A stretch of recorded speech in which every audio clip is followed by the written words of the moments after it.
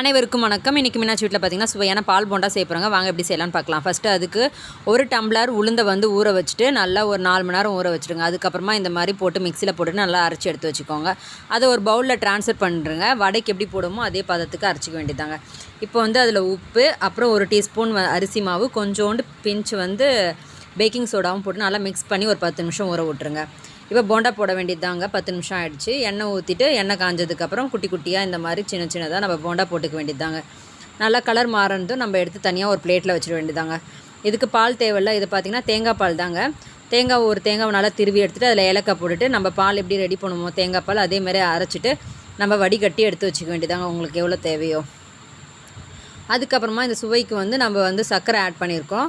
எவ்வளோ தேவையோ நம்ம ஆட் பண்ணிக்க வேண்டியது. நல்லா மிக்ஸ் பண்ணிவிட்டு நம்ம பொரிச்சு வச்சுருக்கோம்ல போண்டாவையும் நம்ம இதில் ஆட் பண்ணிட வேண்டியதாங்க. ஆட் பண்ணிவிட்டு நல்லா கொஞ்சம் ஊறணுங்க. 10 நிமிஷம் சேர்ந்து சர்வ் பண்ணாக்கா சுவையான பால் போண்டா ரெடி ஆயிடுச்சு ஃப்ரெண்ட்ஸ். வாங்க சாப்பிட.